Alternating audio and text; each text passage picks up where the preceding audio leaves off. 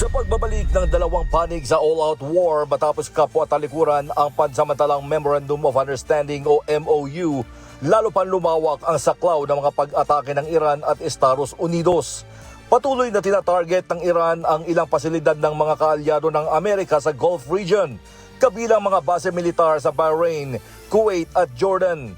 Sa Kuwait, muling tinamaan ng pag-atake ang isang power at water desalination plant.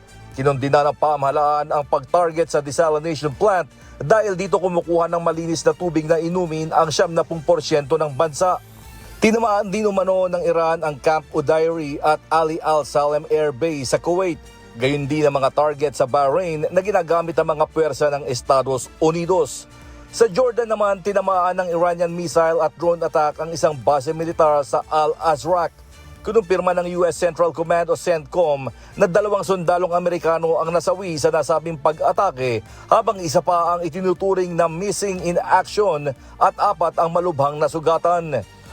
Bilang ganti, naglunsad ang Estados Unidos ng ika-8 magkakasunod na gabing airstrikes laban sa mga pasilidad ng Islamic Revolutionary Guard Corps o IRGC. Kabilang sa mga tinamaan ang mga coastal surveillance facilities, air defense systems, missile at drone storage sites at ang under construction Darkovin nuclear power plant sa Timog Kanlurang, Iran. Kinumpirma ng Iran ang pag-atake sa nuclear site habang sinabi naman ng International Atomic Energy Agency o IAEA na nagsasagawa ito ng beripikasyon. Ayon sa IAEA, nasa maagang yugto pa lamang ng construction ang pasilidad at wala pa itong nuclear material base sa huling inspeksyon kaya walang nakikitang agarang panganib ng radiation. Patuloy rin ang agawan ng control sa Strait of Hormuz kung saan sinabi ng Iran itong linggo na 4 na barko ang tinangkang tumawid ng walang pahintulot. 2 dito ang umatras matapos ang babala ng IRGC habang 2 naman ang umano'y hindi nakinig kaya naging target ng pag-atake. Itinanggi naman ng US ang insidente at iginiit na nananatiling bukas ang mahalagang waterway sa lahat ng commercial ship maliban sa Iran. Samantala, naglabas ng panibagong babala si Iranian Supreme Leader Mojtaba Khamenei laban sa kalabang bansa. Ayon dito, nakahanda ang Iran para bigyan ang Estados Unidos ng umano'y unforgettable lessons kung hindi ito titigil sa mga pag-atake sa kanilang bansa. Patuloy na tinatarget ng Estados Unidos ang mahahalagang pasilidad ng Iran, kabilang ang ilang military at energy facilities, gayon din ang mahahalagang tulay ng bansa.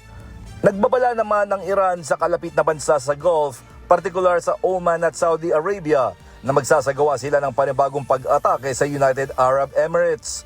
Ayon sa Iranian media, posibleng maging target ng pag-atake ang Dubai International Airport, Abu Dhabi International Airport, Fujairah Port at Jebel Ali Port.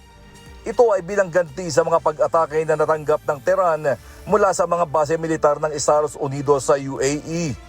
Nakatanggap din ng ulat ng Israel na may inihahandang matinding muling pag-atake ang Iran sa Jordan, dahilan para maglabas ang US Embassy sa Jordan ng evacuation order sa mga airport at seaport ng bansa. Gayunman, itinanggi ng pamahalaan ng Jordan ang ulat at iginiit na nananatiling ligtas ang bansa at wala silang natatanggap na anumang banta sa mga nakalipas na oras. James Bonduyan, humahataw sa balita ngayon.